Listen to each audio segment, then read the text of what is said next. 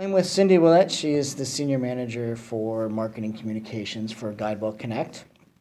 Guidewell Connect is a marketing agency that does work for Florida Blue as well as some other Blue Cross Blue Shield insurance companies. So Cindy, thank you very much for doing this. You're welcome. How would you describe your typical day or week on the job? Well, let's see, and probably everybody would give this the same answer. There really is no typical week. A lot of what I do is date driven. As you know, we're in the insurance field, so we have our peaks and valleys in terms of the work that needs to occur depending on the time of the year. So a typical week would be dealing somewhat with our contracted general agents because one of my job duties is to supply them with the collateral and advertising needs so that they can market our Florida Blue insurance products out in Florida. But I'm also involved in print production. So a typical week could involve helping the members of my team with 3 or 4 or 5 different print jobs that could be ongoing. One question that I'd like to ask is, and I don't think a lot of people understand this, in the insurance business with Affordable Care Act and the Medicare open enrollments, the work becomes very seasonal. So how do you think that, what are some of the struggles that you find in dealing with that kind of work, that work is so seasonal? Well, and as you know, we're really kind of in the infancy with the Affordable Care Act. So this is going into year 4, but it is becoming very clear that we have 12 weeks of really, really high volume work. And unfortunately, much of it hits all at the same time. So for example, our contracted general agents are going to need all their materials by a certain date so that we can get them uploaded so that they can use them. But then at the same time, we could have 5 or 6 million pieces of direct mail that are going on with our internal clients here at Florida Blue as well as our external clients. So I think one of the challenges is going to be is in the first half of the year is to really try to find other duties for myself and the team that we can become involved in. It could be career development, shadowing other folks throughout the organization so that we can kind of maintain a static workload, if you will, throughout the year. Thank you. So how did you get into this field? Well, it was actually by accident. I came to Florida Blue as a print production manager 21 years ago. It's hard to believe it's been that many years. And from there, I became more and more involved in the marketing, and specifically direct marketing. So really, you could say that direct marketing is my passion.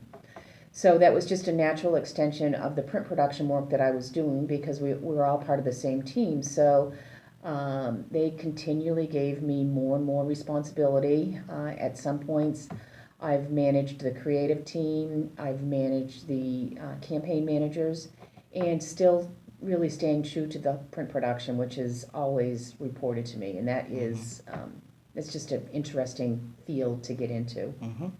Thank you. So I'm going to skip a couple questions Okay. here.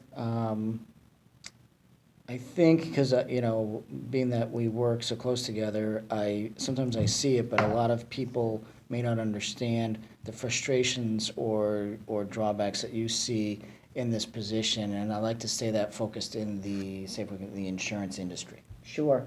Well, as you know, we are a heavily regulated industry. So as such, virtually every piece of paper that we send out has got to be reviewed either by our legal department. In some cases, the State Department of Insurance Regulation has to approve materials. And in other cases, the Centers for Medicare and Medicaid Services, CMS, has to approve materials. It becomes really complicated when you have 2 regulatory agencies involved that need to review materials, and sometimes their comments will conflict. So I would say that that is a huge frustration. Also, and I think any marketeer will tell you this, everybody thinks they're a copywriter. So as you send some of the materials out that we're developing, You're always going to have various and sundry opinions of what the copy should say and what it shouldn't say. That's where our direct marketing expertise comes in. So if it's a piece that we really are trying to get a consumer to respond to, we're the experts in that.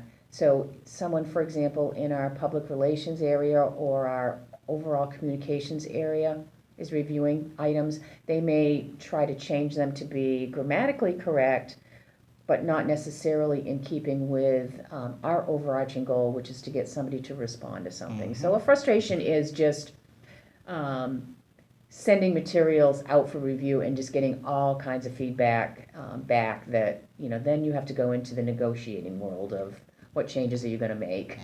And also the review process itself, because we still struggle with getting pieces reviewed and having to compile all that feedback Correct. together. Correct. Okay, thank you.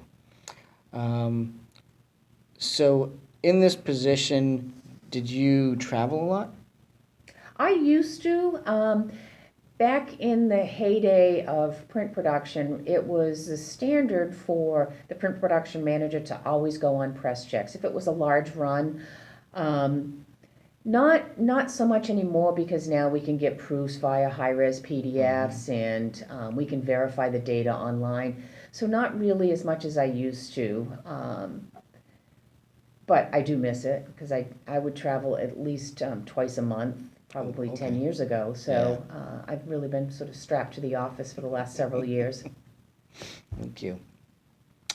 The next question talks about how much time do you spend on the computer versus interacting with other people, attending meetings, or writing reports? Again, that's seasonal right now. We're in our downtime, so not nearly as much time in meetings as when we get up and running. During the peak of open enrollment, I'm probably in meetings 50% of the time. The remaining 50% of the time I'm on my computer, writing reports, doing emails, checking in with vendors, doing status reports, things like that. So at least 50% of my time is spent on the computer. And I would think that that's a very major shift from, say, 20 years ago when computers weren't the day-to-day, every minute piece that we use them for now. Well, yes, I remember when I worked for another company and we just got voicemail. So you can imagine, it used to be great when you traveled back then because you truly were out of touch. Yes. You didn't have cell phones. They had to know where you were so they could call, in this case, maybe a vendor to get in touch with me. You couldn't call remote to check your voicemails at your desk. So yeah, it was great when you used to travel because you really were out of touch. Yes. In your role over the last few years, how much contact do you really spend with people outside of our organization, outside of GuideWell Connect? Outside of GuideWell Connect. A fair amount because we have our clients that we're dealing with now. So we've got our Medicare clients and we've got our under 65 clients, as well as with my print production hat on, dealing with external vendors. So quite a bit of contact, probably 50-50 in terms of dealing with the folks in here in my team and dealing with those outside of GuideWell Connect. Thank you. Let's skip a couple questions. We'll go to number 14. Trade and professional groups. Do you belong to any, and do you feel that there's a benefit to that in our industry? I used to be involved with the Direct Marketing Association. In fact, I was on the board of the Insurance and Financial Services group that they have within the Direct Marketing Association. So that is a very, very beneficial organization. And I think that anybody that wants to get into a marketing and specifically direct marketing role would definitely want to become involved with the DMA. GuideWell Connect is now just going back and we're reinitiating our membership with the DMA. We haven't belonged for about 3 or 4 years, and I've been talking with them regularly now for about a month, and we're getting ready to put the paperwork in to join them. So they're a great organization. They have lots of good resources. They have great education, and it's great contact if you want to meet others within the industry. Okay, thank you. My last question for you, and I think it's pretty pertinent to those people who are starting off in their early stage of their careers. Um, how do you think people in our company learn about job openings, and then is it easy? Let me say this, from we have our internal posting site for job openings, but from somebody from outside of the company, other than that, how would they learn about job openings, and what would you suggest to them if they wanted to start a career in Guidewell? So how would they learn about job openings? Well, I think that LinkedIn is becoming more and more popular. So obviously, anybody that's looking for a job needs to belong to LinkedIn, and I think that's how you can start your connection network of determining what openings there are. Specifically at Guidewell Connect, um, they would need to check the Florida Blue website. I don't think Guidewell Connect actually has a jobs and openings in it, so they would need to be looking at the Florida Blue website, almost daily, at least 2 or 3 times a week, if they really truly did want to get into Florida Blue. In terms of, what was part two of that question, Michael? Um, how would you recommend to other people, to make, let's say, make contacts in Guidewell Connect? Okay.